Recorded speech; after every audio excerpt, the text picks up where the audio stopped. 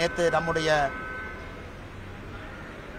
ஐயா முத்துராமலிங்க தேவர் ஐயாவுடைய நினைவிடத்தில் கோவிலில் பல அரசியல் சம்பவங்களை நம்ம பார்த்தோம். யார் வந்தார்கள், யார் போனார்கள், யார் என்ன பேசினாங்க, அதற்கெல்லாம் பதிலடி என்ன கொடுத்தாங்க அப்படின்னு எல்லாமே நம்ம பார்த்தோம்.